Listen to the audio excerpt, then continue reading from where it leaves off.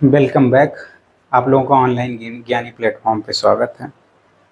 Last video में हम लोगों ने देखा था Newton's first law of motion देख लिया था, उसके एप्लीकेशंस देख लिए थे। फिर इसके बाद लॉ ऑफ इनर्शिया देख लिया था, किस तरीके से इनर्शिया फर्स्ट लॉ में ही कंटेन्ड है, और उसके बेसिस हम लोगों ने कई सारे क्वेश्चंस को भी सॉल्व कर लिया था। 2-4 क्वेश्चंस रह गए थे, वो हम लोग इस वीडियो में कंटिन्यू करेंगे। उससे पहले मैं आपको बताना चाहूँगा कि आप फिज़िक्स एक ऐसा सब्जेक्ट है जिसमें आपको क्या करना पड़ेगा, टाइम देना पड़ेगा। और जितना आप टाइम दोगे उतना ही ये आपको समझ में आएगा। और जहाँ तक रही कंपटीशन एग्ज़ाम्स की बात, जैसे नीट हो गए, जेईई हो गए, ऐसे एग्ज़ाम्स की बात, तो इसके लिए या तो आपको एक अच्छी एक स्टैंडर्ड बुक मिल जाए उस लेवल की, उसको बार बार पढ़िए। 10 बुक एक एक बार पढ़ने से अच्छा एक बुक को 10 बार पढ़ा जाए। या फिर आपको कोई स्टैंडर्ड टीचर मिल जाए जिसने अपने सालों साल लगाए हों, मेहनत किया हो, चीज़ों को समझ के आपको क्या कर दे, एक्सप्लेन कर दे, तो वो क्या हो जाएगा, आपका काम आसान कर देगा। उसके द्वारा आपका काम आसान करने का ये बिल्कुल मतलब नहीं है कि आप इसको टाइम ना दें। आपको टाइम देना ही पड़ेगा, स्पेशली अगर आप अनप्रिविलेज बैकग्राउंड से आ रहे हैं, जहाँ पे अच्छे टीचर्स नहीं मिले हैं आपको, तो आपको तो और ज़्यादा टाइम लगने वाला है। इवन आपको छोटी छोटी चीज़ें समझने में टाइम लगने वाला है। तो आप क्या करिए, एक स्टैंडर्ड बुक पकड़िए, एक स्टैंडर्ड टीचर पकड़िए जिससे आपको समझ में आता हो। बुक भी वही लीजिए जिससे आपको समझ में आता हो, किसी और को नहीं। आपके दोस्त को किस बुक से समझ में आती है उसको करने दो, बट बुक स्टैंडर्ड होना चाहिए। और आज के समय में स्टैंडर्ड बुक पता करना इतनी आसान बात, बहुत टफ बात नहीं है। किसी से भी पूछ लो, ऑनलाइन सर्च कर लो, बहुत आसानी से आपको मिल जाएगा। और उसी कॉन्सेप्ट्स को, एक ही टीचर के कॉन्सेप्ट्स को अच्छे से रिवाइज कर लीजिए। लगभग मोर आर लेस 70-75% जो कॉन्सेप्ट होते हैं, जो ब्रेड एंड बटर क्वेश्चन होते हैं, वो सभी टीचरों के सेम होते हैं। नोट्स सेम होते हैं, प्रीवियस ईयर क्वेश्चन सेम होते हैं, उसको समझाने के लगभग तरीके भी सेम ही होते हैं। बस किसी का आपको जो है तुरंत समझ में आता है, किसी का एक दो बार आपको ध्यान से देखने पे ही समझ में आता है। पढ़ने से पहले इन कुछ चीज़ों को क्या कर लें, मेक श्योर कर लें, इनको क्या कर रहे हैं, रिजॉल्व कर लें, और बार बार उसको प्रैक्टिस में लेके आएँ। आइए, लास्ट वीडियो में हम लोगों ने देख लिया था कि जो कुछ एग्जाम्पल्स थे इनर्शिया के, जैसे बस में जब बस स्टार्ट होती है या बस स्टॉप होती है तो जो एक जर्क लगता है वो भी इनर्शिया के कारण लगता है। कि अगर कैरम आप खेलते हैं तो जो सबसे लास्ट कॉइन होती है वही बाहर जाती है, और बाकी फिर वापस से वो वैसे के वैसे पाइल अप बना रहता है, ये भी इनर्शिया के कारण था। इन सबको हमने लास्ट में डिटेल्ड में पढ़ लिया था।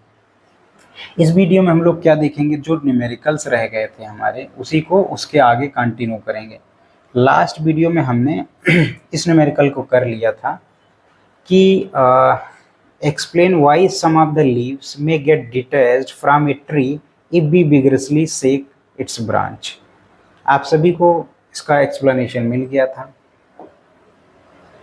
नेक्स्ट हमारा क्वेश्चन है, an astronaut accidentally gets separated out of his small spaceship accelerating in interstellar space at a constant rate। आप अगेन देखिए मैंने क्या बोला था, जहां ही आप कांस्टेंट रेट देख लें तुरंत वहां पे समझ जाएं, at a constant rate of 100 metre per second. What is the acceleration of astronaut?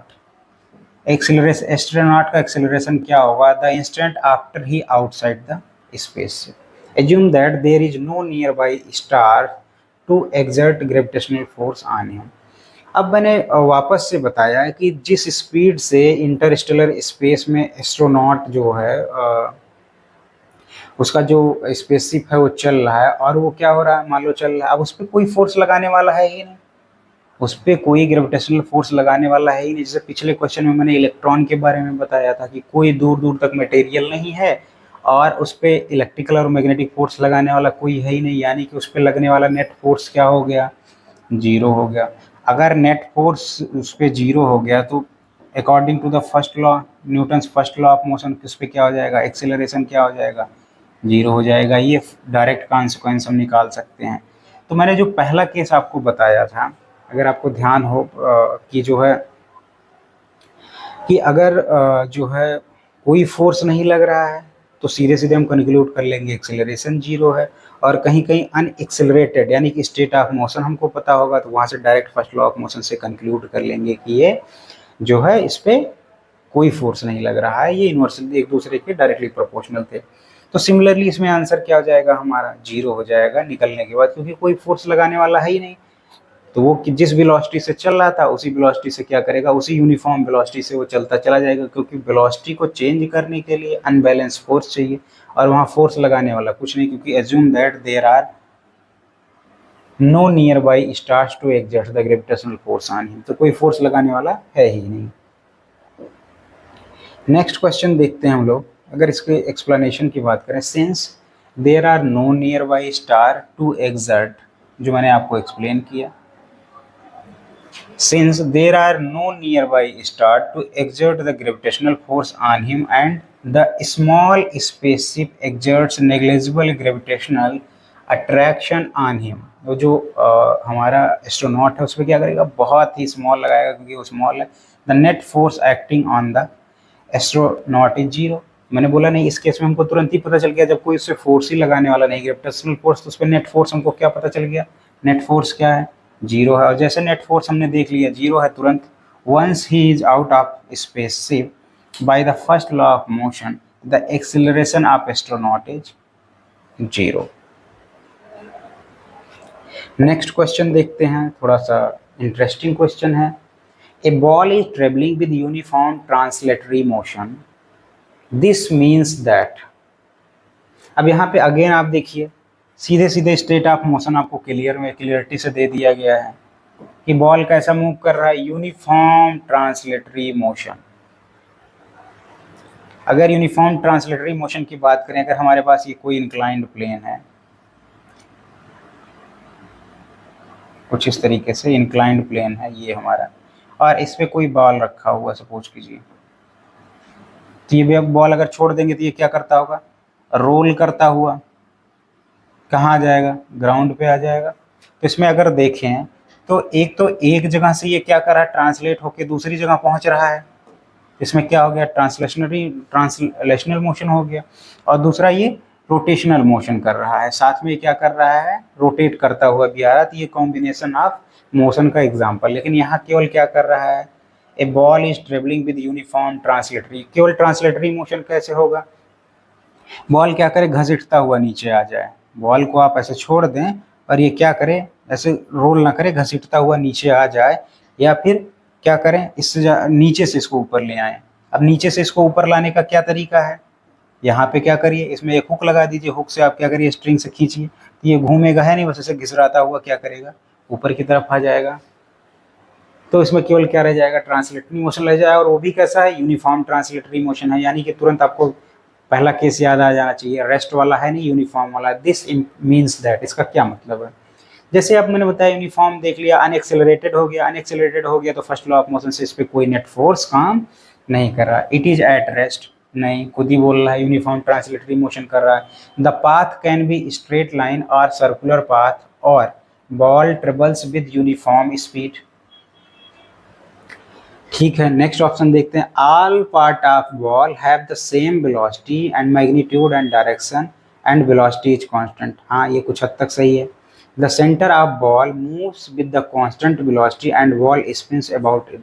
ये तो ऐसे ही गलत हो गया, ये ऑप्शन कैसे गलत हो गया, क्योंकि ये केवल यूनिफॉर्म ट्रांसलेटरी मोशन कर रहा है। ये क्या कर रहे हैं, the centre of ball moves with the constant velocity.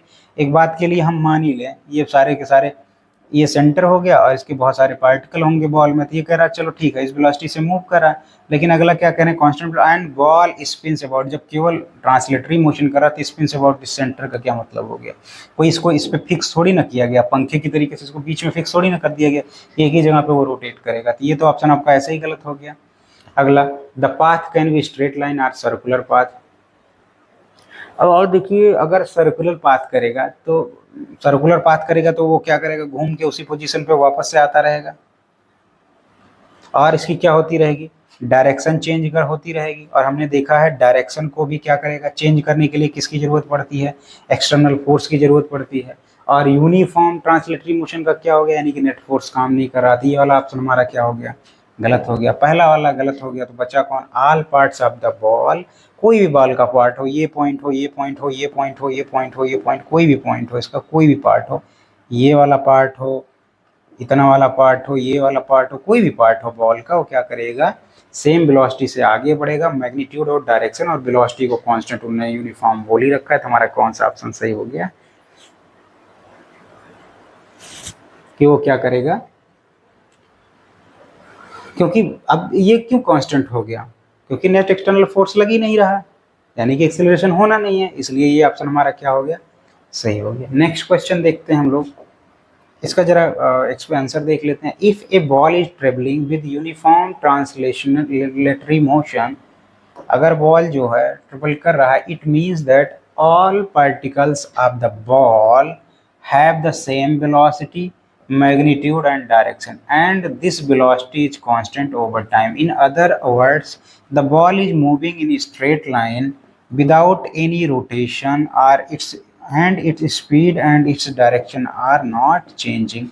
Obvious सी बात है, जब मैं इसको आपको एक्सप्लेन कर रहा था तो बहुत डिटेल में इसको एक्सप्लेन किया था कि यूनिफॉर्म तीन तरीके की इनर्सिया मैंने बताई थी, inertia of rest, inertia of motion, inertia of direction, तीनों में इनर्सिया है। और इनर्सिया जब भी आपको चेंज करना पड़ेगा तो आपको पता है एक्सटर्नल फोर्स लगाना चाहिए, और यहाँ पे कोई एक्सटर्नल फोर्स लगाने की बात कही नहीं जा रही क्वेश्चन में। नेक्स्ट न्यूमेरिकल देखते हैं। A metre scale is moving with uniform velocity, this implies that, again आपको स्टेट ऑफ मोशन पता चल गया, कैसे मूव कर रहा है, यूनिफॉर्म वेलोसिटी से। This implies that the force acting on the scale is zero, हाँ, but a torque about the center of mass can act on the scale.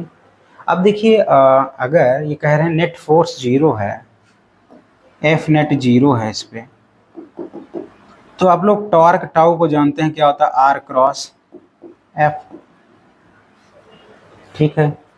The force acting on the scale zero and the torque acting about the center of mass of the square is also zero. The total force acting on it not be zero, but torque on it is zero. Neither the force nor the torque need to be zero. अब obvious सी बात है, ये कह रहे हैं force, ये तो पहले ही गलत हो गया। अगर यूनिफॉर्म वेलोसिटी कर रहा है तो यानी कि क्या है, उसको कोई फोर्स नहीं लग रहा है, यानी कि कोई यूनिफॉर्म वेलोसिटी का मतलब वेलोसिटी चेंज नहीं हो रही, यानी कि उसके पास एक्सेलरेशन नहीं, यानी कि वो क्या है, अनएक्सेलरेटेड है। अनएक्सेलरेटेड है तो फर्स्ट लॉ ऑफ मोशन से उस पर कोई फोर्स नहीं लग रहा है, तो ये तो वैसे ही गलत हो गया। Total force need not to be zero, total force का ये भी गलत हो गया, सीधे सीधे ऑप्शन आपका गलत हो गया। पहला, the force acting on the scale is zero but torque about the centre of mass can act on the scale. इसमें एक term centre of mass use किया गया, उसका क्या मतलब होता है, कोई ऐसा पॉइंट ऑब्जेक्ट के अंदर, ज्योमेट्रिकल ऑब्जेक्ट के अंदर, जहां उसको क्या किया जा सके, कंप्लीटली बैलेंस किया जा सके, और उस पर फोर्स लगाने पे वो क्या करे, ट्रांसलेटरी मोशन करे, उसके इधर उधर कहीं भी फोर्स लगाने पे वो क्या करे, रोटेशन मोशन स्टार्ट कर दे, उसका सेंटर ऑफ मास कहलाता है। जैसे ये हमारा पेन है, इसको मैं एक पॉइंट पे बैलेंस कर सकता हूँ, ये वाले पॉइंट पे इसको मैंने क्या किया, बैलेंस कर दिया, तो ये इसका क्या हो गया, ये वाला पॉइंट, ये इसका सेंटर ऑफ मास हो गया। अब इसके अलावा मैं कहीं यहाँ फोर्स लगाऊंगा तो क्या करेगा, रोटेशन मोशन करना शुरू कर देगा, लेकिन अगर इसी पे मैं लगाऊंगा तो ये ट्रांसलेट करना शुरू कर देगा। तो ये भी हमारा क्या हो गया, ऑप्शन गलत हो गया। तो बच्चा कौन सा option, the force acting on the scale is zero and torque acting about the centre of mass of scale is also zero. ठीक है, अब आते हैं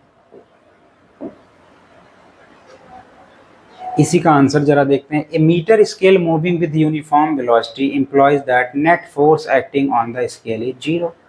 यूनिफॉर्म वेलोसिटी का मतलब अनएक्सिलरेटेड, अनएक्सिलरेटेड का मतलब कोई एक्सटर्नल फोर्स नहीं है, first law of motion, and therefore torque about its centre of mass is also zero. हाँ, क्योंकि आर क्रॉस एफ दिखाया, एफ अगर जीरो है तो वो क्या हो जाएगा, टॉर्क भी जीरो हो जाएगा। This is a direct application of Newton's law of motion where a constant velocity meaning no acceleration requires a zero net force. Since the entire scale is moving with this uniform velocity without changing its direction or rotational motion, the net torque is also zero.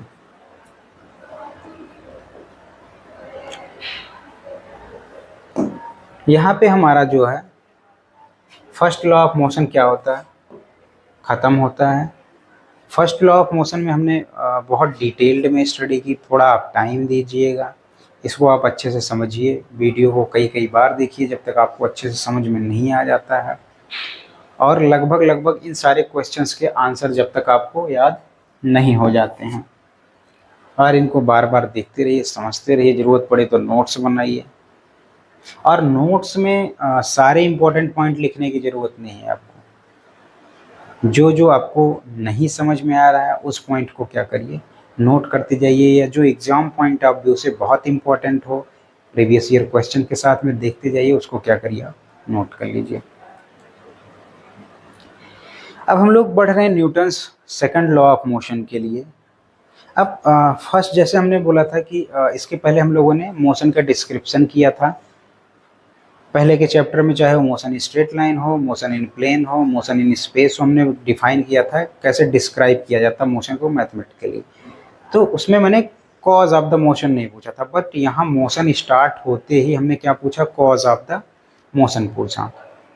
Again मैं ये question आपके सामने रखता हूँ कि क्या जो ये लॉज ऑफ मोशन हम आपको बार बार बता रहे हैं कि ये जो laws of motion terrestrial body के लिए सही है, जो हमारे आसपास के इन्वायरमेंट हैं उसके सारे लगभग पार्ट्स को क्या हुआ, जितने कॉमन इनर्शिया के एग्जांपल थे उसको Newton's first law of motion ने एक्सप्लेन कर दिया। क्या ये लॉज ऑफ मोशन स्पेस में भी एप्लीकेबल हैं क्या?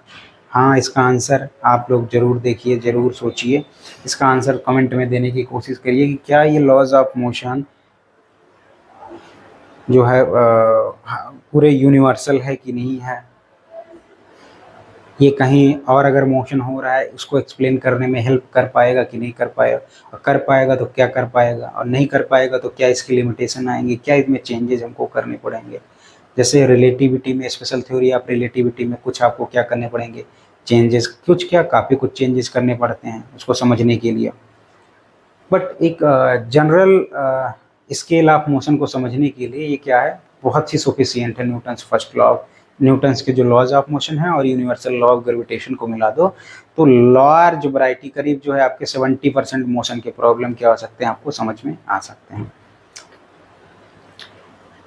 अब हम लोग क्या स्टार्ट करने जा रहे हैं, हम लोग लास्ट में, मैं आपको लास्ट में बताऊंगा कि कैसे ये जो है लॉज ऑफ मोशन अपने यहाँ जो आसपास के मोशन है, कॉमन मोशन है, उनको तो एक्सप्लेन करता ही करता है, कैसे स्पेस में भी कई सारे मोशन को ये क्या करता है, इजीली एक्सप्लेन करता है। हाँ, तब लगभग तब तक एक्सप्लेन कर लेता है जब तक स्पीड ऑफ लाइट के आसपास जो है ऑब्जेक्ट की वेलोसिटी नहीं हो जाती, उसके आसपास होने के बाद तो अजीबोगरीब खेल होते हैं। उसको आप रिलेटिविटी और theory of relativity, special theory of relativity में आप पढ़ेंगे आगे चल के, आगे की क्लासेज में।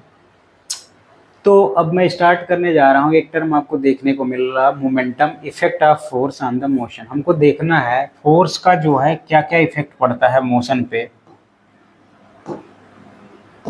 Effect of force on the motion, हमारा टॉपिक है effect of force on the motion. किसी ऑब्जेक्ट के मोशन पे, किसी ऑब्जेक्ट के स्टेट पे फोर्स लगाने पे क्या क्या इफेक्ट पड़ेगा उसको हम लोग देखेंगे। यहाँ एक जनरल टर्म हम लोग स्टडी करेंगे, मोमेंटम। इसके बारे में भी हम लोग डिटेल में स्टडी करेंगे, मोमेंटम क्या होता है, कैसे होता है। बट हमारा मेन पर्पस क्या है, फोर्स का इफेक्ट देखना, किस पे, मोशन पे। वैसे इसके पहले मैंने आपको काफ़ी सारे फोर्स के इफेक्ट बताए थे मोशन पे। क्या बताया था कि रेस्ट से अगर आपको मोशन में लाना है तो आपको एक्सटर्नल फोर्स की ज़रूरत है, अगर यूनिफॉर्म मोशन से उसको क्या करना है, एक्सेलरेटेड मोशन में लाना है, तो आपको फोर्स की ज़रूरत पड़ेगी। अगर उसके डायरेक्शन को चेंज करना है तो एक्सटर्नल फोर्स की ज़रूरत पड़ेगी। यही तो फर्स्ट लॉ ऑफ मोशन बोलता है। सेकंड लॉ ऑफ मोशन ये बोलता है, अभी हम लोग पढ़ेंगे Newton second law of motion, वो बताएगा, पूछेगा कितना। अगर वो कह रहा है एक्सटर्नल फोर्स लगाने पे इसमें चेंज करना आ जाएगा, तो वो पूछेगा सेकंड लॉ ऑफ मोशन, वो मैथमेटिकल फार्मूला आपको देगा जिसको आप बहुत अच्छे से जानते हैं। एक तो आप जानते होंगे F is equal to directly proportional delta P upon T, rate of change.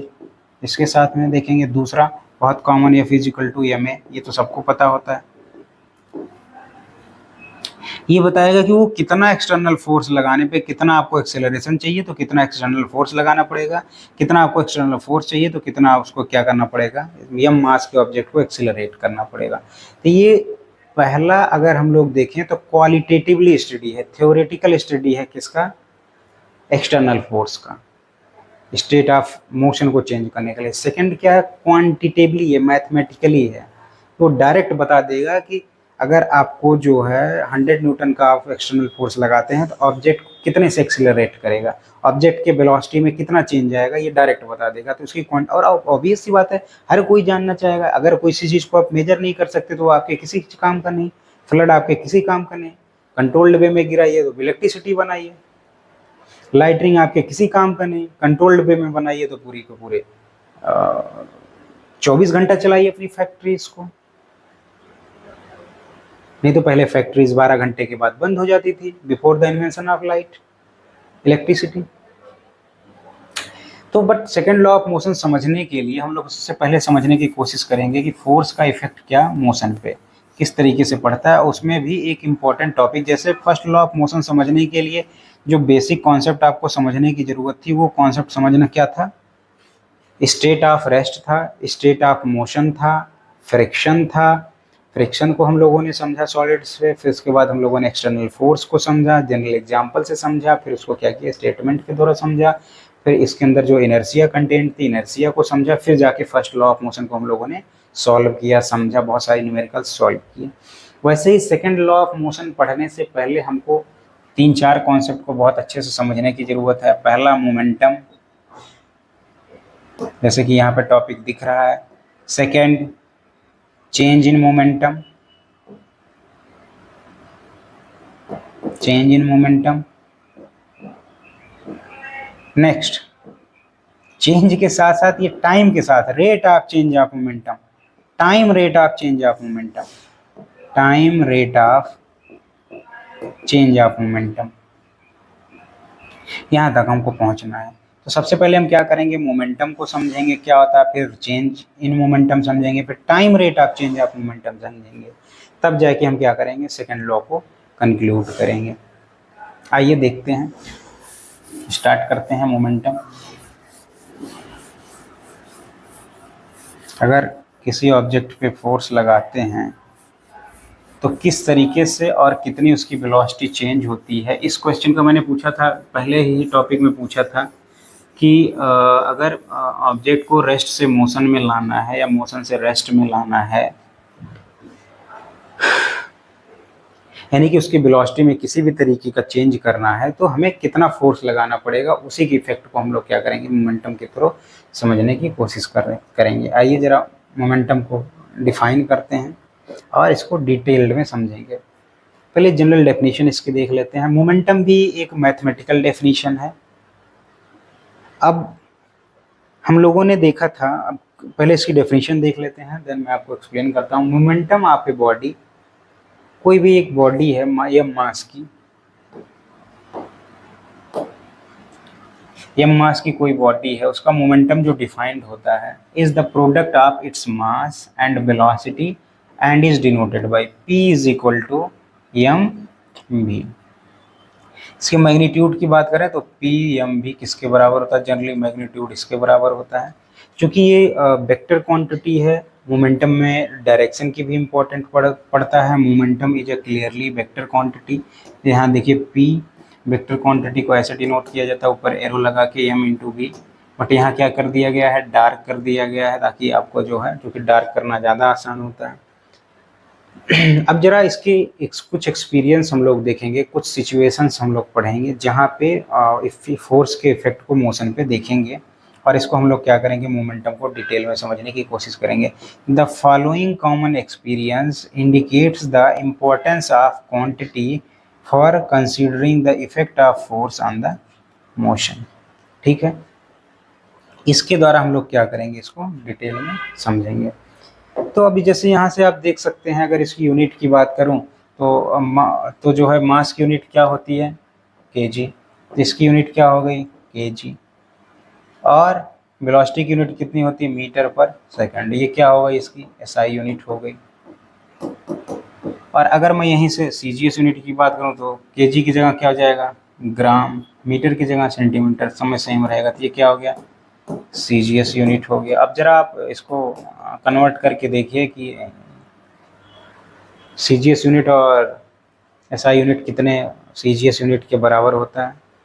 Dimension से आप इसको फाइंड आउट कीजिए। और इसके अगर डायमेंशन की बात करें तो डायमेंशन अगर निकालना है तो हमने पी का डायमेंशन तो क्या हो जाएगा, मास का डायमेंशन साथ में वेलोसिटी का डायमेंशन। तो आप सभी को पता है कि मास का डायमेंशन क्या होता है, एम, और इन दिस वेलोसिटी का क्या होता है, एल टी माइनस वन। तो ये इसकी क्या हो गई, M L T minus one.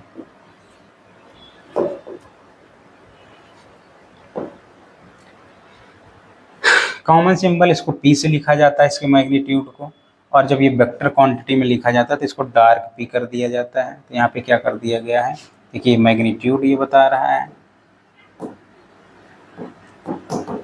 और दूसरा क्या बता रहा है, ये वेक्टर। जब वेक्टर के फॉर्म में आप इसको लिखेंगे तो डार्क कर देंगे या फिर एरो लगा देंगे। एसआई यूनिट आपको मैंने समझाई दी, सीजीएस यूनिट आपको बता ही दिया मैंने। कंजर्व होता है, हाँ कंजर्व होता है, देखेंगे कैसे होता है, ये पूरा का पूरा टॉपिक है हमारे यहाँ। इसकी डायमेंशन क्या होती है, M L T minus one. इसको हम लोगों ने पीछे ही निकाल के देख लिया था। अब आइए जरा, मैंने बार बार बताया कि जो कॉमन एक्सपीरियंस है समझने की कोशिश करते हैं कि फोर्स का मोशन पे क्या इफेक्ट पड़ता है। ऑब्वियस सी बात है, अगर मोशन हो रहा है तो ऑब्जेक्ट का मास इन्वॉल्व होगा और उसकी क्या होगी, वेलोसिटी इन्वॉल्व होगी। अब मोमेंटम क्वांटिटी बनाने की ज़रूरत क्यों पड़ी, अगर देखा जाए हमारे पास पहले से ही मास फिजिकल क्वांटिटी है। दूसरी जो है मास के बारे में हम लोग बहुत डिटेल में जानते हैं, बहुत बचपन से पढ़ते आ रहे हैं। वेलोसिटी के बारे में भी पढ़ते आ रहे हैं। लेकिन हम लोगों ने जब देखा, इसको स्टडी कर रहे थे, फोर्स के इफेक्ट को स्टडी कर रहे थे, हम लोग देख रहे थे कि जो मोशन है किसी ऑब्जेक्ट का, वो केवल ना तो मास पे केवल डिपेंड कर रहा था, ना तो केवल वो वेलोसिटी पे डिपेंड कर रहा था। अकेले ना तो मास पे कर रहा था और ओनली ना ही वेलोसिटी पे कर रहा था, बल्कि ये किस पे कर रहा था, दोनों के प्रोडक्ट पे कर रहा था। क्योंकि अगर मास पे कर रहा होता तो मास के बारे में हम लोग बहुत डिटेल में जानते हैं, नई फिजिकल क्वांटिटी हमको बनाने की जरूरत ही नहीं पड़ती। और वो जानने के साथ साथ हम लोग इनर्शिया के बारे में भी जानते हैं। इनर्शिया मास तो इनर्शिया का मेजरमेंट है, तो इनर्शिया के बारे में हमने डिटेल में पढ़ लिया। वेलोसिटी के बारे में हम लोग बहुत अच्छे से जानते ही हैं, इसका डिस्क्रिप्शन भी खूब किया है। लेकिन हम लोग देखेंगे कि कैसे जो मोशन है वो केवल मास और केवल वेलोसिटी पे ना डिपेंड करके इन दोनों के प्रोडक्ट पे डिपेंड करता है। कैसे डिपेंड करता है, इसको हम लोग जनरल एक्सपीरियंस के साथ फील करेंगे और समझेंगे। वही मैंने लिखा है कि जो फोर्स का इफेक्ट है मोशन पे, ऑब्जेक्ट के मोशन पे, ऑब्जेक्ट को, the mass of a body is an important parameter.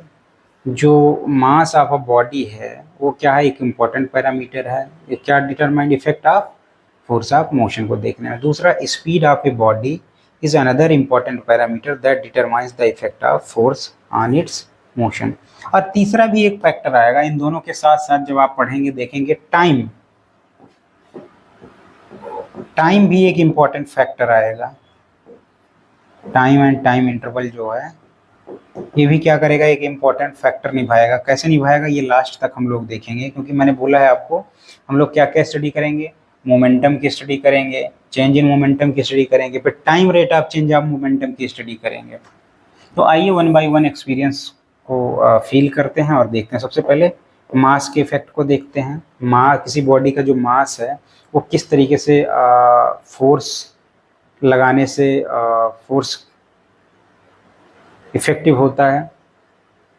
The mass of a body is an important parameter that determines the effect of force on it's motion. Example 1, यहाँ पे मैंने आपको दो example बता रखा है। एक तो मैंने यहाँ पे हैवी ड्यूटी ट्रक दिखा रखा है, एक हैवी ड्यूटी ट्रक है हमारे पास, और दूसरा नैनो कार है। अब आप सभी को पता है कि अगर इनर्सिया में चले जाएं तो इसकी इनर्सिया क्या है, इसकी इनर्सिया क्या है, कम है।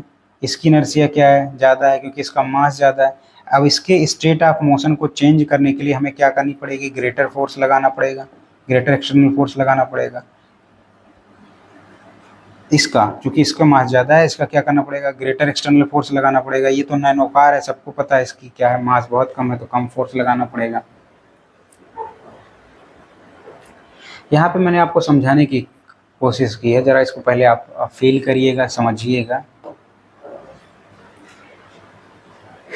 एक हमने लाइट वेटेड व्हीकल है, एक हमारे पास हैवी वेटेड व्हीकल है। दोनों को अगर जो है क्या कर दिया गया है, पार्क कर दिया गया है। और अगर बोला जाए कि अब क्या करना है, इसको रेस्ट पार्क किया गया, ऑब्वियस सी बात है रेस्ट में है, रेस्ट से इसको मोशन में लाना है। तो किसको रेस्ट से मोशन में लाने में ज़्यादा आपको फोर्स लगाना पड़ेगा, किसको कम फोर्स लगाना पड़ेगा। तो कॉमन एक्सपीरियंस हम सभी को पता है, जो हैवी बॉडी है जैसे कि ट्रक है इस केस में, और दूसरा क्या है, नैनो कार है। नैनो कार को तो क्या एक परिवार मिलके धक्का दे दीजिए, आगे बढ़ जाएगा। ट्रक को क्या पूरा मोहल्ला लग जाइए, तब थोड़ा बहुत आगे बढ़ा पाएंगे। We all know that a much greater force is needed to push the truck than the car bring to the same speed in the same time। इसमें दो चीज़ का इंक्लूडमेंट देखिएगा, सेम स्पीड लाने में और सेम टाइम लगाने में। क्या करना पड़े, सेम टाइम में लाने में। जैसे आप एग्ज़ाम देने जाते हो, चाहे वो कॉम्पिटिटिव एग्ज़ाम हो या नॉर्मल एग्ज़ाम हो, तो वहाँ सबको क्या मिलता है, सेम टाइम मिलता है भाई, सेम टाइम मिलता है। सेम चीज़ें पढ़ाई गई, सेम टीचर ने पढ़ाया है, सेम स्कूल है, लगभग सारी सोसाइटी वगैरह भी सेम होती है। बट क्या है, कोई कोई उतने टाइम में पेपर पूरा करके आता है, किसी का आधा भी नहीं होता। तो वो टाइम का इम्पोर्टेंस जैसे वहाँ पे है, वैसे यहाँ पे टाइम का इम्पोर्टेंट है कि ट्रक को अगर जो है, ट्रक और कार को दोनों को अगर सेम स्पीड में लाना है और सेम टाइम इंटरवल के अंदर में लाना है, तो आपको नैनो कार पे बहुत कम फोर्स लगाना पड़ेगा एज कम्पेयर टू। यहाँ आप देख रहे हैं मास का इम्पोर्टेंस, यहाँ पे आप देख सकते हैं मास का इम्पोर्टेंस। तो अगर मोशन में आपको लाना है तो force, effect of force on motion, obvious सी बात है पड़ेगा। इस पे कम फोर्स लगाना पड़ेगा, इस पे ज़्यादा फोर्स लगाना पड़ेगा, इस पे ज़्यादा फोर्स लगाना पड़ेगा। सिमिलरली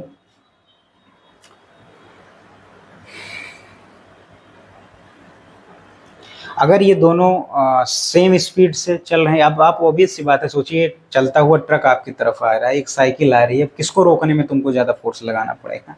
ऑब्वियस सी बात है ट्रक रुकेगा भी नहीं और आपको निपटाता हुआ चला भी जाएगा, तो कोशिश भी नहीं करनी है। साइकिल वगैरह तो चलो बात की बात है।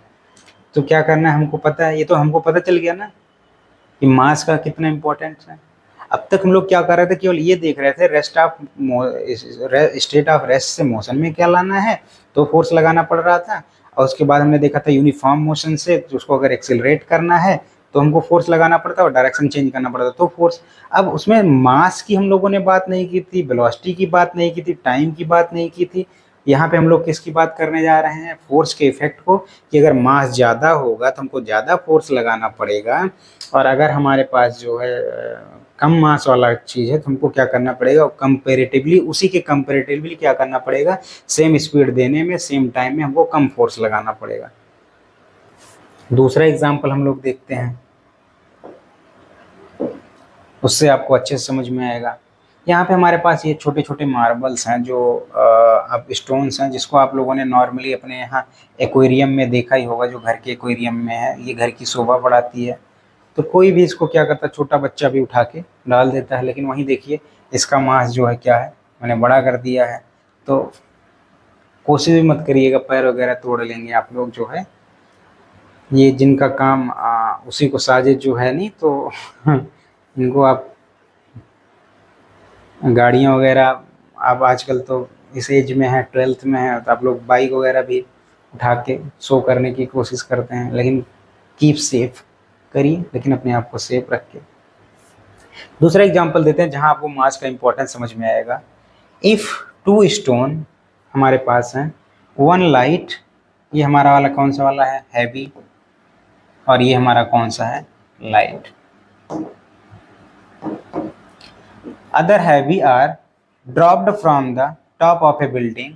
ऑब्वियस सी बात है कि जब आप स्कूल से भाग रहे होते हैं तो अगर खाली बैग कोई गिराता है तो उसको आसानी से कैच कर लेते हैं, लेकिन जब वही आपका दोस्त भारी वाला बैग गिराता है तो क्या है, आप उसको पकड़ते पकड़ते और नीचे गिर जाता है। इसीलिए पहले से प्लान बनाया था, कल कुछ मत लेके आना, इतने क्लास के बाद चले जाना, तो उन कॉपियों को मत लेके आना। Building a person on the ground will find it is easier to catch the light stone than the heavy stone. Again यहाँ पे आपको पता चल गया कि अगर हैवी बॉडी है तो उस पर हमको क्या करना पड़ेगा, ज़्यादा फोर्स लगाना पड़ेगा उसको मोशन से रेस्ट में लाने के लिए या रेस्ट से मोशन में लाने के लिए compare to the light body. ये एक पार्ट हमको समझ में आ गया। अब आइए जरा दूसरे पैरामीटर को देखते हैं, वेलोसिटी को। फिर दोनों को एक साथ हम लोग क्या करेंगे, मर्ज करके देखेंगे, जिसको हमने मोमेंटम बोला है। Product of mass of its body, the momentum of a body is the product of its mass and velocity.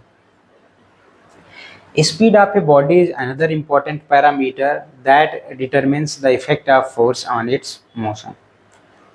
अब आज के समय में आप लोग जानते ही हैं कि यूएसए जैसे कंट्री में छोटे छोटे बच्चों के पास क्या होता है, गन होता है। आपके यहाँ तो बड़े बड़ों के पास नहीं होता, और इलेक्शन के टाइम पे तो सबमिट ही हो जाता है। इसका ज़रा रीज़न आप जानने की कोशिश करिएगा। एक बुलेट का एग्जांपल हम लोग देते हैं। A bullet fired by a gun can easily pierce human tissue before its stop. Obvious सी बात है, गोली लगेगी पीछे से निकलेगा तो क्या कर सकता है, कैजुअलिटी कर सकता है। आप लोगों ने शादी ब्याह में अक्सर देखा होगा, लोग खुशी खुशी में गन वगैरह लेके आते हैं, और जो पर्दे वगैरह वहाँ लगे होते हैं, जो टेंट वगैरह लगी होती है, उसमें सुबह जाते जाते पता चलता है 50 होल्स करके चले गए, और उसकी भरपाई आपको करनी पड़ती है, ओनर को करनी पड़ती है, जिनके यहाँ शादी होती है इसको करनी पड़ती है। और उसी में कुछ लोग जो है कुछ सुरापान वगैरह भी करके, उनको पता भी नहीं रहता सीढ़ियों पे कौन खड़ा है, छत पे कौन खड़ा है, या कोई ऊपर काम कर रहा है, वो फायर करते हैं और लग जाता है। आपने देखा होगा। ऐसी कैजुअलिटी से बचने के लिए बहुत ज़्यादा ध्यान देना पड़ता है। तो अगर किया गया तो वो क्या कर सकता है, आसानी से ह्यूमन टिश्यू, क्या जब तक ह्यूमन बोन से नहीं टकराते हैं तब तक बुलेट रुकती भी नहीं, वो पार कर जाएगी तुरंत जो है। जब तक वो ह्यूमन बोन से टकराती है तब तो जाके कहीं रुकती है, रिजल्टिंग है कैजुअलिटी। लेकिन वही सेम बुलेट को, अब उसे आपने गन से फायर किया है, अब उसी बुलेट को लेके हाथ से मारिए, आप मॉडरेट स्पीड से करिए भाई। एक तो आपने गन से फायर किया है, और दूसरा आप क्या करिए, हाथ से मार के देखिए मार के देखिए, जैसे कि कई बार साउथ की फिल्मों में देखने को आपको मिलता है। तो उससे वो वैसे लगेगा जैसे एक पत्थर लगता है, आपको कोई इफेक्ट नहीं पड़ेगा। The same bullet fired with the moderate speed will not cause much damage. वो आपको लगेगा और नीचे गिर जाएगा, आप उसको कहेंगे कि उसके जो है आप जानते हैं कि उसकी कोई कैजुअलिटी नहीं होती। यहाँ देखिए वेलोसिटी कितना इंपॉर्टेंट मैटर रख रही है, स्पीड कितना ज़्यादा इंपॉर्टेंट फैक्टर है। अब ज़्यादा स्पीड देने के लिए आपको पता है गन क्या कर रहा है, ज़्यादा फोर्स लगा रहा है, और यहाँ पे आपने जो है बहुत कम फोर्स लगाया, यानी कि यहाँ क्या आ गया, स्पीड भी एक इम्पॉर्टेंट फैक्टर है।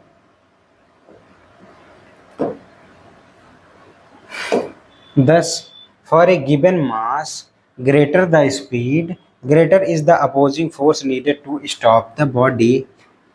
उसको क्या करना पड़ेगा, ज़्यादा फोर्स, ज़्यादा स्पीड से आ रही है तो उसको रोकने के लिए, ऑब्वियस बात है इसकी स्पीड थी, पार कर गई, और वही सिंपल से आपके दोस्त ने मारा तो वो रुक गई, यानी कि आपके बहुत कम फोर्स से काम चल गया, आपके पूरे शरीर को पार करके चला गया बहुत ज़्यादा। अब ज़्यादा फोर्स लगाते या ज़्यादा चीज़ें लगाते तब तो ये रुकता। तो क्या हो गया उसी मास के लिए हमको क्या करना पड़ेगा, ज़्यादा अपोजिंग फोर्स लगाना पड़ेगा। अगर दोनों को एक साथ हम कंसीडर कर लें, द प्रोडक्ट ऑफ मास, ऐसे बार बार एक्सपेरिमेंट करके ऑब्जर्वेशन से हम लोगों ने कंक्लूड किया, taken together the product of mass and velocity together, जिसको हम लोग मोमेंटम बोलते हैं, clearly relevant variable of motion. Obvious सी बात है, अगर मोशन में हमको मोशन को अच्छे से स्टडी करना है, मैथमेटिकली स्टडी करना है, तो इन दोनों को क्या करना पड़ेगा, साथ में लेना पड़ेगा। और उस साथ वाले टर्म को क्या बोला गया, मैंने पहले ही बोला, मोमेंटम फिजिकल क्वांटिटी बनाने की जरूरत इसलिए पड़ी क्योंकि मास और वेलोसिटी से हमारा काम नहीं चल पा रहा था। हम देख रहे थे अपने कॉमन एक्सपीरियंस से, जब हम लोगों ने देखा दोनों के प्रोडक्ट को जब हम लोग कर रहे थे, तब हमको समझ में आ रहा था कि रियल जो है किसी बॉडी को मोशन में लाने के लिए, उसकी स्पीड बढ़ाने घटाने के लिए या मास को कम ज़्यादा कर दें, तो कितने फोर्स की हमको ज़रूरत पड़ेगी। तो जो हमारे लिए रेलिवेंट वेरिएबल था वो क्या था मोशन को समझने के लिए, वो था momentum,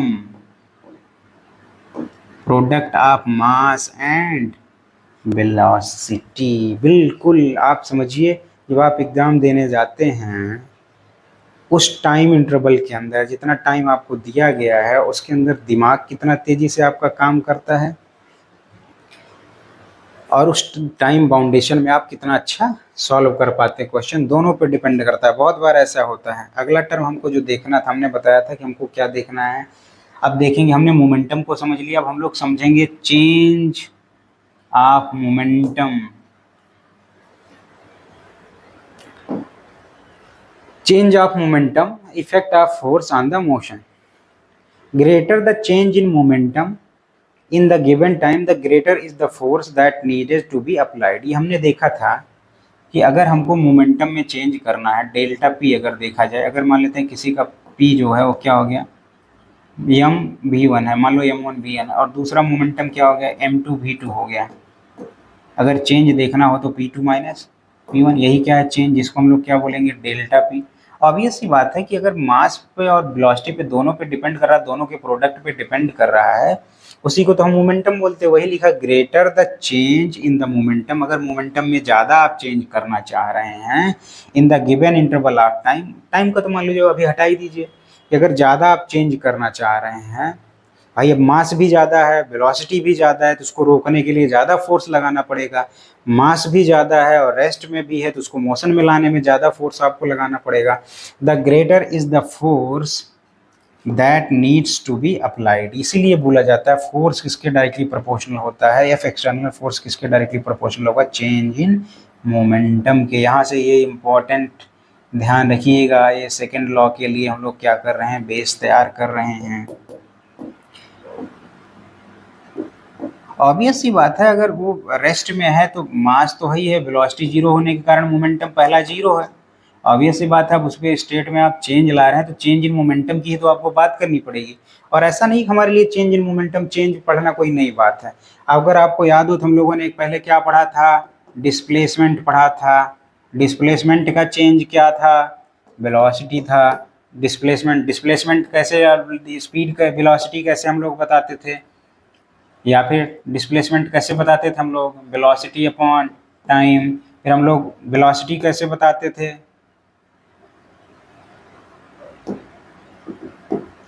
displacement upon displacement into, अगर यहाँ पे ध्यान दें कि जो rate of change of velocity होती है वो क्या हमारा कहलाता है, ये तो हमारा वेलोसिटी, ये तो डिस्प्लेसमेंट हो गया। डिस्प्लेसमेंट को सिंपली आप क्या कर दीजिए, डिस्प्लेसमेंट अगर आपको निकालना है तो आप वेलोसिटी इनटू टाइम कर दीजिए। Displacement is equal to velocity into time, ये नॉर्मल फार्मूला होता था। लेकिन वही हम लोग देखते थे वेलोसिटी भी क्या हो सकती है, चेंज हो सकती है। तो क्या करते थे, डिस्प्लेसमेंट में जो चेंज हुआ कितने टाइम के अंदर हुआ, वो चेंज से हमने पहले भी डील किया है, तो मोमेंटम के चेंज से घबराने की जरूरत नहीं। बस इसमें पहले हम एक एक क्वांटिटीज के चेंज देखते थे, अभी हमको क्या देखना है, दो दो क्वांटिटीज के चेंज पे देखना, और दोनों के इफेक्ट को हम लोग अच्छे से जानते हैं। अभी अभी हम लोगों ने इसको फील किया है। उसके बाद हम लोगों ने वेलोसिटी के चेंज को देखा था, वो क्या कहलाता था, हमारा एक्सीलरेशन कहलाता था। अरे फोर्स आप चेंज, सिंपल से इसको आप फील कर लीजिए। मोमेंटम एक मैथमेटिकल टर्म जरूर है, लेकिन इसको फोर्स से फील कर लीजिए। पहले आपको सपोज कीजिए दरवाजा खोलने में 100 न्यूटन लगाना पड़ता था, दरवाजा कुछ दिन तक बंद था, जब आके आप पहली बार उसको ओपन करना चाह रहे थे आपको 150 न्यूटन लगाना पड़ रहा है या 200 न्यूटन लगाना पड़ रहा है पहली बार में खोलने के लिए। तो चेंज ऑफ फोर्स भी तो हम बहुत पहले से जानते हैं, तो चेंज इन मोमेंटम हमारे लिए कोई बहुत नई बात थोड़ी ना है। यानी कि फोर्स यहाँ पे हमारे पास क्या डायरेक्टली प्रोपोर्शनल है, P2 माइनस P1।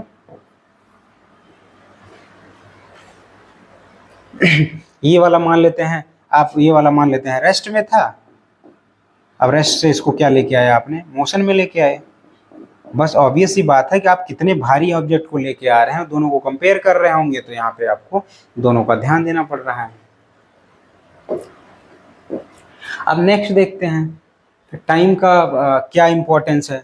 हमने देखा कि हमारे लिए मोमेंटम से ज़्यादा इंपॉर्टेंट क्वांटिटी क्या थी? चेंज इन मोमेंटम थी, जो हमारे फायदे की बात कर रही थी, क्योंकि रेस्ट से मोशन में ला रहे थे तो तुरंत हम पूछेंगे कितना मोमेंटम में चेंज हुआ, तो तुरंत हम लोग क्या करेंगे, फॉर्मूले से कैलकुलेट कर लेंगे।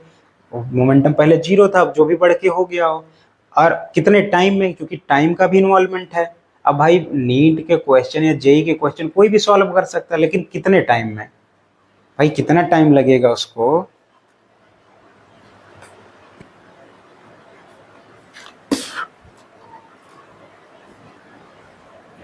जरा देखते हैं टाइम का इम्पोर्टेंस देखते हैं।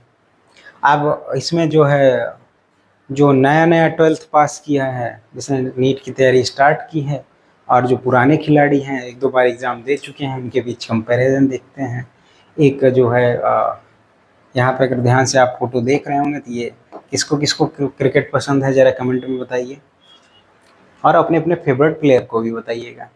यहाँ पे देखिए ये क्या है, बिल्कुल नया नया प्लेयर है जो क्रिकेट सीखना शुरू किया है, और ये एक्सपीरियंस्ड प्लेयर है। एक्सपीरियंस प्लेयर को क्या बोलते हैं? Seasoned player. यहाँ पे आप देखेंगे लिखा हुआ है सीजन्ड प्लेयर का मतलब उसने सारे सीजन क्या कर रखे हैं, देख रखे हैं, तो उसको पता है ठंडी में क्या पहनना है, गर्मी में क्या पहनना है, बरसात में क्या पहनना है, उसको सारे मौसमों का अनुभव हो गया है। ये अभी जो है बिल्कुल नोवाइस हैं, नेव हैं, बिल्कुल नए हैं, नौसिखिया जिनको बोलते हैं। ये कैच लेने जा रहे हैं, और देखते हैं कि किस तरीके से टाइम का ये क्या करता है। इसको देखें, जिसने कैच पकड़ा पहले इस यहाँ पे हाथ लगाया, फिर जैसे कैच पकड़ा उसको धीरे धीरे क्या किया, कैच को पकड़ने के बीच में उसने क्या किया, टाइम लिया, थोड़ा पीछे की तरफ हाथ को खींचा, टाइम ज़्यादा लिया। इन्होंने क्या किया, डायरेक्ट से टप से पकड़ने की कोशिश की, और इसने क्या किया, बॉल को कैच करते करते थोड़ा ज़्यादा टाइम दिया। ये क्या करेंगे, खुद को चोट पहुंचा लेंगे। ये क्या करेगा, कैच भी ले लेगा, छूटेगा भी नहीं, इनसे कैच भी छूट जाएगा। और यानी कि जब आप पहली बार एग्ज़ाम देने जाते हैं बिना तैयारी के, तो क्या होता है, बिल्कुल यही वाला हाल होता है। ये क्या करता है, 3 घंटे के अंदर सारे क्वेश्चन कर भी लेता है, आराम से जो है, एक्सपीरियंस है, सीजनड है, सारा ठीक कर लेता है। और ये बेचारे जो है, ये क्वेश्चंस भी छूट जाते हैं, गलत भी हो जाते हैं, कभी कभी जो है आधार कार्ड नहीं ले जाना, आधार कार्ड ले जाना भूल जाते हैं, कभी ये वेरिफिकेशन भूल जाते हैं, कभी वो ले जाना भूल जाते हैं, कभी। तो देखते हैं कैसे time, rate of change of momentum का भी चेंज टाइम के साथ जो है कितना इंपॉर्टेंट है। ये देखते हैं कि वो जो चेंज आ रहा है, बार बार टाइम की मैं बात कर रहा था, सेम टाइम की, कि वो चेंज आप कितने टाइम के अंदर लाना चाह रहे हैं। अगर कम टाइम के अंदर लाना चाह रहे हैं तो आपको कम फोर्स लगाना, तो आपको ज़्यादा फोर्स लगाना पड़ेगा। यानी कि जो चेंज इन मोमेंटम, हम फोर्स की बात कर रहे थे, तो फोर्स क्या हो रहा था, मोमेंटम के डायरेक्टली प्रोपोर्शनल था, लेकिन उस यहाँ पे फोर्स टाइम के क्या रहेगा, इनवर्सली प्रोपोर्शनल रहेगा चेंज इन टाइम के, कि जितना आप कम टाइम लेंगे उतना ज़्यादा आपको फोर्स लगाना पड़ेगा। यानी कि ये फोर्स भी ज़्यादा लगाएंगे, चोट भी खाएंगे, कैच भी छूटेगा, ये फोर्स भी कम लगाएगा, कैच भी नहीं छूटेगा, और क्या करेगा, अगला मैच खेलेगा भी। वही देखते हैं, इसका एग्जाम्पल देखते हैं कि टाइम का कहाँ कैसे इंपॉर्टेंट आता है। इस सीजनड क्रिकेटर, एक experience, catches a cricket ball coming in with the great speed for more easily than the novice who hurts his hand in the act. Same catch लेने में वो क्या करेंगे, अपने आप को चोट पहुंचा लेंगे। कैसे, आइए जरा इसको देखते हैं कि टाइम का इंपॉर्टेंस कैसे आता है। One reason is that cricketer allows a longer time. जो एक्सपीरियंस टीचर है वो क्या करेगा, जो एक्सपीरियंस प्लेयर है वो क्या कर रहा है, ज़्यादा टाइम दे रहा है। देखिए पहले यहाँ पे उसने उसको पकड़ने की कोशिश की, धीरे धीरे क्या किया, पीछे ले आया, ज़्यादा टाइम दिया। यहाँ के कंपेरिजन उसने अगर 1 सेकंड यहाँ लगाया तो यहाँ कितना लगाया, 3 सेकंड लगाया। तो वही लिख रहा है कि allows a longer time for his hand to stop the ball. As you may have noticed he draws in the hand, hand को पीछे बैकवर्ड की तरफ खींच लेता है, in the act of catching the ball, allowing the great time for the ball to stop and hence requires the smaller time.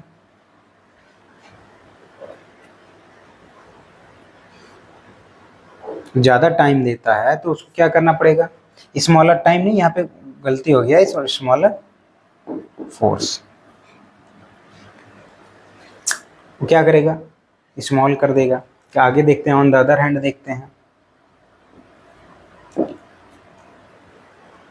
On the other hand the novice keep his hand, यहाँ ध्यान से देखिएगा, जो नया नया अभी cricketer बना है नया नया जो ड्राइवर बना है, keeps his hand fixed and try to catch the ball almost instantly. वो क्या करेगा, टप से पकड़ने की कोशिश करेगा। He needs to provide a much greater force to stop the ball instantly and this hurts. क्या करेगा, अब ऑब्वियस सी बात है, क्या करेगा जो है, पिछले में उसने क्या किया, टाइम ज़्यादा ले लिया। और आप हमको पता है कि बॉल में क्या है, मास भी है और स्पीड भी है। अगर स्पीड भी है तो जब वहाँ से चला है तो उसका मोमेंटम, जब इनिशियल फिर चला है तो उसका कुछ मोमेंटम था, मोमेंटम चेंज करके बैट्समैन ने हिट किया, कुछ और हो गया है। अब मोमेंटम उसका हाई है, मोमेंटम में चेंज कैसे आता है, जब उससे फोर्स लगा हो। यानी कि बॉल में क्या है, एक फोर्स है जो क्या क्या कर सकता है, एक एनर्जी है। और जैसे आप क्या करेंगे, उसको कैच करने की कोशिश करेंगे, वो अपनी एनर्जी लगाएगा, आप अपनी एनर्जी लगाएंगे, तो यानी कि वो क्या करता है। और ये ऑटोमेटिकली आपको पता होता है, उनको कोई ज़रूरी नहीं फिजिक्स का रूल पता हो, तो वो ऑटोमेटिकली एक्सपीरियंस से क्या हो जाता है, आ जाता है। The conclusion is clear. यहाँ पे जो कंक्लूजन है वो क्लियर है। Force not only depends on the change in the momentum. मैं जो इतनी देर से बात कर रहा था कि फोर्स केवल जो है इस पे नहीं डिपेंड करता है कि मोमेंटम में जो है कितना चेंज हुआ, but also on how fast change in brought about. और वो चेंज कितना जल्दी आप करना चाह रहे हैं, ज़्यादा जल्दी चेंज करना चाह रहे हैं तो ज़्यादा फोर्स लगाना पड़ेगा आपको। और जो है, अब इन दोनों को अगर एक साथ इंक्लूड करें, पहला तो हमारा क्या था, फोर्स डायरेक्टली प्रोपोर्शनल किसके था, चेंज इन मोमेंटम के। फोर्स इनवर्सली प्रोपोर्शनल किसके, टाइम के। यानी कि अगर कम टाइम में करना तो आपको ज़्यादा फोर्स लगाना पड़ेगा। जैसे नया वाला प्लेयर लगा रहा था, हाथ भी चोट कर रहा था, चोट खा रहा था। How fast change is brought about, the same change in momentum brought about in a shorter time needs the greater applied force. ये तो केवल एक केस है। इन शॉर्ट अगर इसको कंक्लूड करें, the greater rate of change, यहाँ देखिए, the greater time rate of change of momentum the greater force is required. यानी कि greater rate of change of momentum कैसे होगा, यानी कि टाइम को कम करना पड़ेगा। इन दोनों को जब साथ में रखेंगे तो डायरेक्टली प्रोपोर्शनल आएगा, delta P upon delta P. अब ज़्यादा ग्रेटर फोर्स, यहाँ क्या, in short the greater rate of change of momentum करना चाहेंगे, जब greater rate of change of momentum करना चाहेंगे तो इसको कम करना पड़ेगा डिनोमिनेटर को, तभी greater rate of change of momentum हो सकता है। Mathematically this can be expressed as F directly proportional to change in momentum with respect to the time. धीरे धीरे आपको समझ में आ रहा होगा कि कैसे हम लोग सेकेंड लॉ ऑफ मोशन की तरफ बढ़ रहे हैं। इस पे न्यूमेरिकल भी हम लोग आगे चल के करेंगे। अब देखते हैं, the observation confirms that the product of mass and velocity that is momentum is the basic to the effect of force of motion. अब ये सी बात है कि मोमेंटम क्या है, बेसिक है। मास और वेलोसिटी का प्रोडक्ट है, बेसिक है। अगर फोर्स का इफेक्ट देखना है किस पे, मोशन पे, तो इन दोनों का प्रोडक्ट क्या है हमारे लिए, बेसिक है। Suppose a fix force is applied for a certain interval of time on two bodies of different masses. अगर आप सपोज कर लेते हैं, यहाँ पे हमारे पास दो डिफरेंट मासेस हैं। सपोज कीजिए हमने क्या किया, दो अलग अलग बॉल ले लिया। इसको ध्यान से समझिएगा, डायरेक्ट पूछ लिया जाता है, डायरेक्ट पूरा का पूरा यही थ्योरी, ये लाइन ही आपको मिल जाएगी, अभी दिखाएंगे कैसे पूछा जाता है, इसलिए इसको कराना पड़ेगा। सपोज कीजिए हमारे पास क्या हो गया, एक हमारे पास बॉल है, एक हमारे पास बॉक्स है। इसका मास मान लेते हैं 1 kg है और इसका मान लेते हैं 2 kg है। ठीक है, अब क्या कह रहा है, सपोज कर लेते हैं ए फिक्स फोर्स। अब इस पे भी क्या लगाया गया, एफ फोर्स लगाया गया। इस पे भी क्या लगाया है, एफ फोर्स मान लो 10 न्यूटन का लगाया गया। इस पे भी 10 न्यूटन का लगाया गया। जो इनिशियली क्या है, रेस्ट पे है, सर्टेन इंटरवल मान लेते हैं कितने सेकंड के लिए, टाइम जो लिया गया और मान लेते हैं 10 सेकंड के लिए लगाया गया। ये भी कितने के लिए लगाया गया, फिक्स 10 इक्वल टू 10 सेकंड के लिए लगाया गया। इनिशियली ये क्या है, रेस्ट में। The lighter body picks up a greater speed than a heavier body. Obvious सी बात है, अगर फोर्स यहाँ रखेंगे 10 न्यूटन, क्योंकि 10 न्यूटन और इधर जब टाइम से मल्टीप्लाई करेंगे, क्योंकि अभी फोर्स का हम लोगों ने क्या देखा था, के यहाँ लिख दें delta P upon delta T. Zero से स्टार्ट कर रहा है, तो अभी तक क्या करेंगे, टाइम को मल्टीप्लाई कर देंगे। 10 न्यूटन फोर्स लगा रहे हैं 10 सेकंड के लिए, और मास कितना है 1। तो अब ये क्या हो गया, अब इसका क्या है, 10 न्यूटन फोर्स लगा रहा है 10 सेकंड के लिए, मास क्या है 2 kg। यानी कि इनिशियल में इसकी वेलोसिटी क्या है, लेस है, इसकी वेलोसिटी क्या है, ज़्यादा है।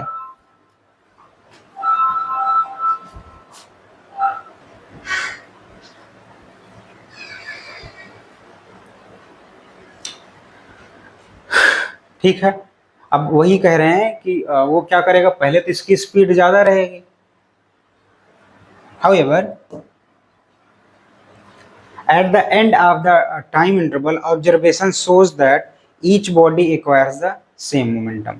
लेकिन लास्ट में हमको क्या पता चलता है कि जब वो टाइम इंटरवल 10 सेकंड का हो जाता है तो दोनों का मोमेंटम क्या हो जाता है, लास्ट में सेम रहता है। इससे आप एक ये भी चीज़ देख सकते हैं, इसको इम्पल्स मोमेंटम थियरम भी बोलते हैं। ये बार बार ये वाली स्टेटमेंट ऐसे पूछी जाएगी, यहाँ गैप कर देंगे। The same force for the same time causes the same change in momentum for different body. आपको दे देंगे, यहीं से पूछेगा statement, the same force for the same time causes dot dot dot dot, वहाँ को फिल करना होगा सेम चेंज इन मोमेंटम। यहाँ ध्यान दीजिए मोमेंटम नहीं है, same change in momentum for the different bodies.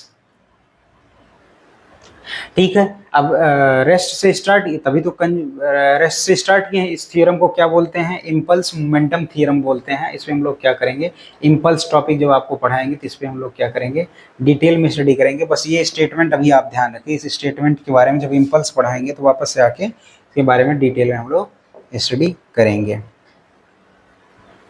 देखिए असर्शन दे दिया, same force applied for the same time causes the same change in momentum for different bodies.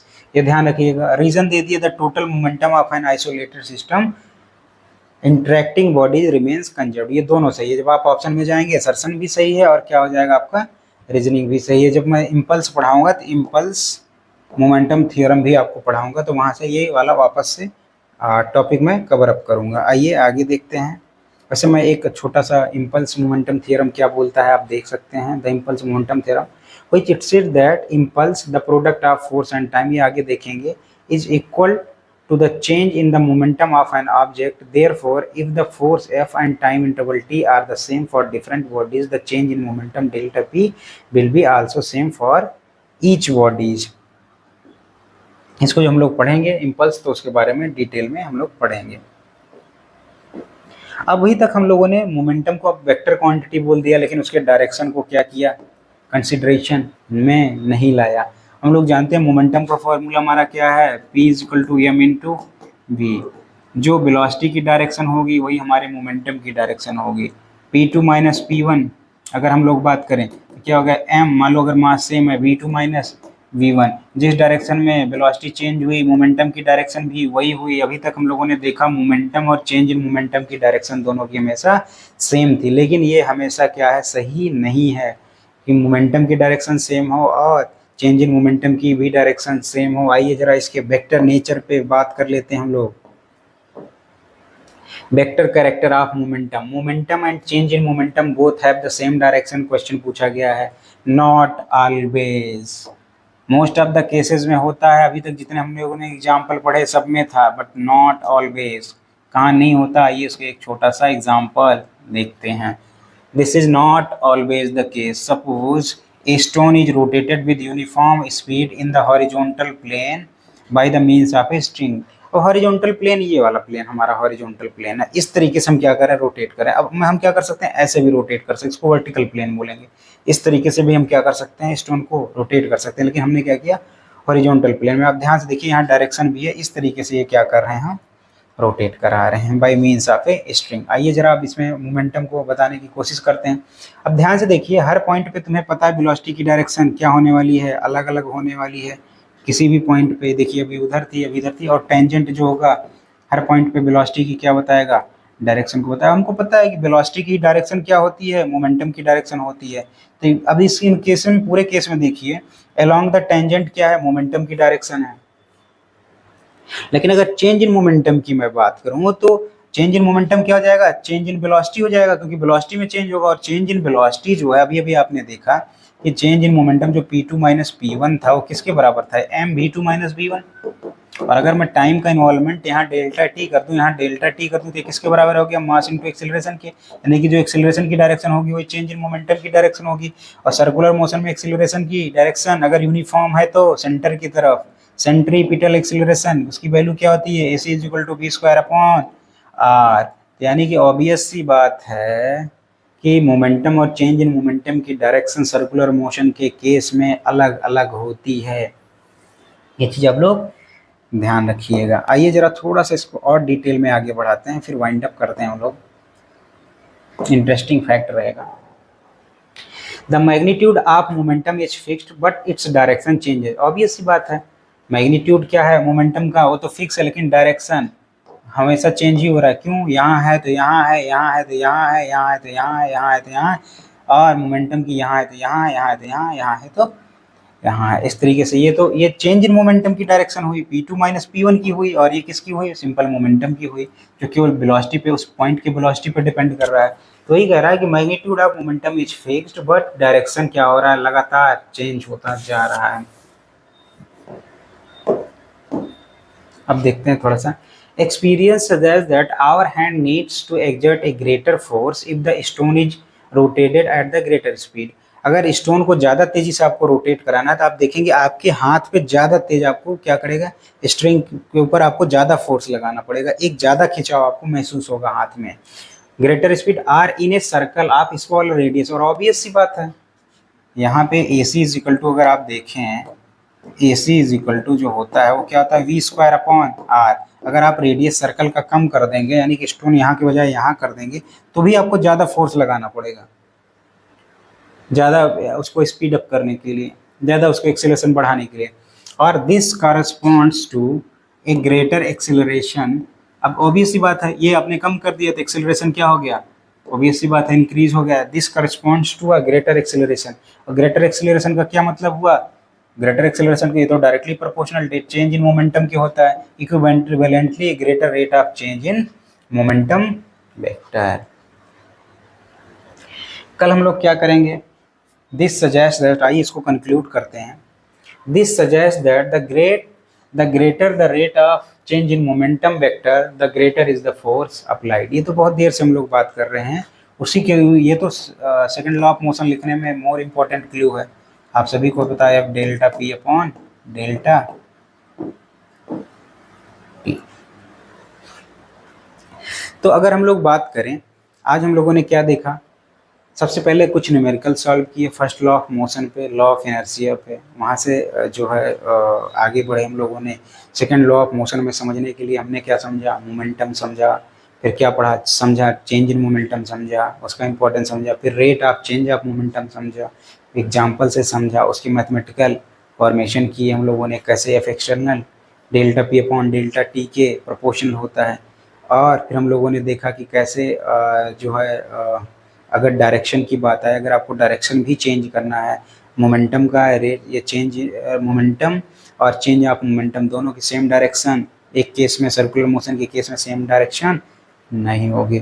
तो आपसे मिलते हैं नेक्स्ट वीडियो में न्यूटन सेकंड लॉ के साथ, जिसका बेसिस यही था। उसके बाद हम लोग इम्पल्स पढ़ेंगे, इम्पल्स मोमेंटम थ्योरम, जैसा मैंने आपको बताया।